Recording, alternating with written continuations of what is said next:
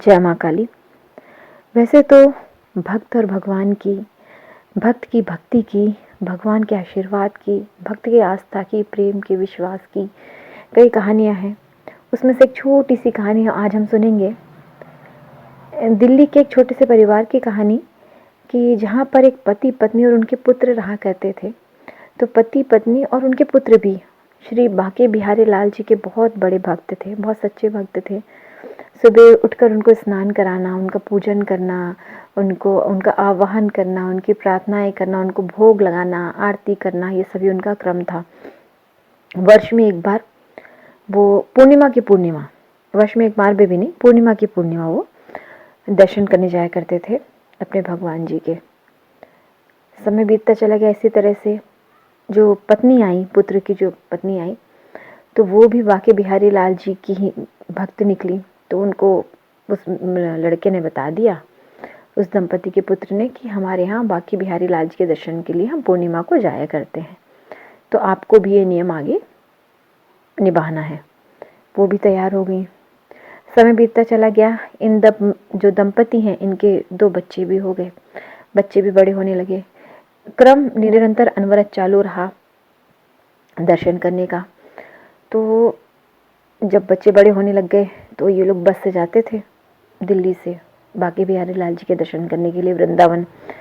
तो एक बार जो पत्नी है, वो पति से बोली अपने कि अब क्योंकि बच्चे भी हैं, माता पिता भी हैं, सभी रहते हैं, तो बहुत प्रॉब्लम होती है बस से जाने में, तो एक काम करते हैं, हम एक कार ले लेते हैं। तो पति बोलते हैं ठीक है। तो वो बांके बिहारी लाल जी से दोनों प्रार्थना करते हैं कि प्रभु, अब आपके धाम आना तो है ही, तो एक कार की व्यवस्था करवा दीजिए।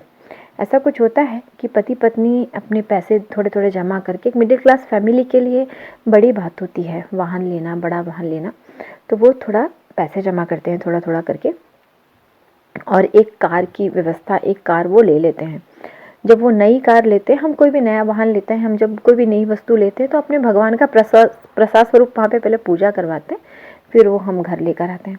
तो उन्होंने जा कर के, पत्नी बोली कि ठीक है, पति भी बोले कि ठीक है, हम क्योंकि हमारे बांके बिहारी लाल जी की कृपा से ये कार हमारे पास आई है, तो इनके पहले हम पूजन कराएंगे।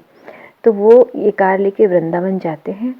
तो गोस्वामी जी बोलते हैं, जो वहाँ के पुजारी जी बोलते हैं, ये बाबा के दर्शन करते हैं भगवान जी के, उसके बाद बोलते हैं पुजारी जी पट बंद हो जाए, फिर मैं आकर के आपकी कार की पूजा कर देता हूँ।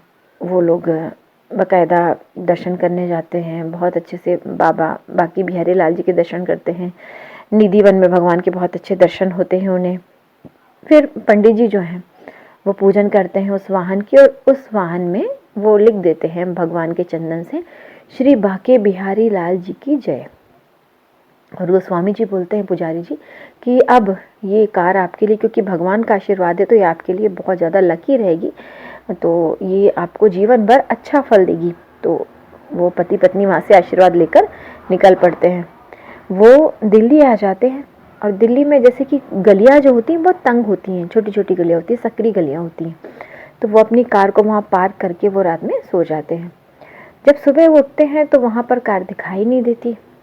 तो बहुत ज़्यादा परेशान हो जाते हैं कि एक बहुत मुश्किल से खरीदा गया वाहन, क्योंकि नया वाहन था, उसमें नेम प्लेट भी नहीं थी।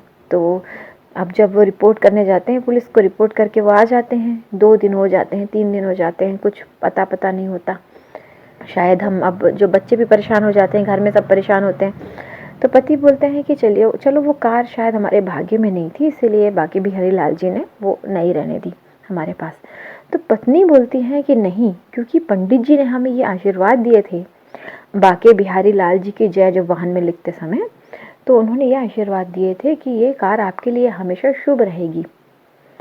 तो ऐसा तो हो ही नहीं सकता कि ये कार, वो उनका विश्वास बहुत अटल रहता है, लेकिन धीरे धीरे वो विश्वास थोड़ा सा डगमगाने लगता है।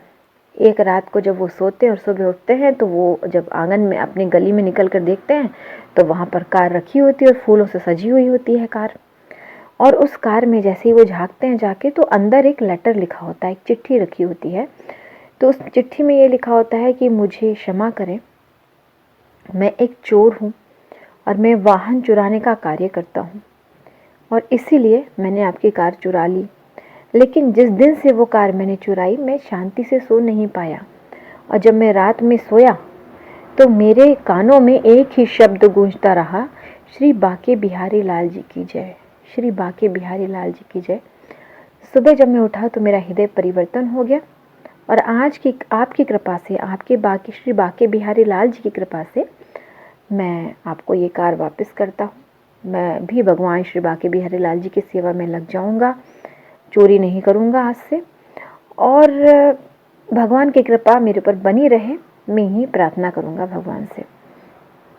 तो कहानी का सार ये है कि जब आप अपने भगवान से जुड़ जाते हैं, आप अपने इष्ट से जुड़ जाते हैं, तो आप अपने आप से ज़्यादा विश्वास अपने भगवान पर करने लग जाते हैं।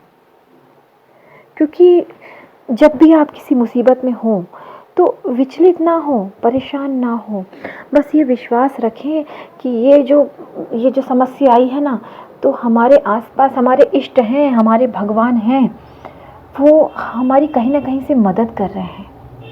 ये थोड़े समय की जो है समस्या, जो है ये थोड़े समय की है, लेकिन हमारे भगवान जिनको हम प्रेम करते हैं, जिन पर हम विश्वास रखते हैं, इतनी श्रद्धा रखते हैं, वो भगवान हमारी मदद कहीं ना कहीं से अवश्य करेंगे।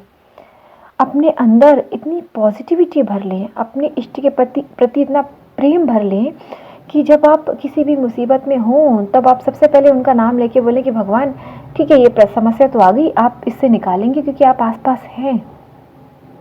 इससे ये होगा कि आप में जो बदलाव आएगा, आपके अंदर जो भगवान के प्रति प्रेम होगा, वो आप दूसरों में फैला पाएंगे। हो सकता है आपके अच्छे विचारों से आप किसी गलत व्यक्ति को भी सुधार दें। तो ये है भगवान की भक्ति की जो पराकाष्ठा है, भगवान की लीलाओं का तो कोई अंत ही नहीं है। तो अपने भगवान पर उस बच्चे की तरह विश्वास करें कि जिसको माँ उछालती है और वो खिलखिलाता है, क्योंकि जब मुझे फेंक तो रही है माँ ऊपर, लेकिन मैं आऊँगा उन्हीं की गोदी में। तो अपने भगवान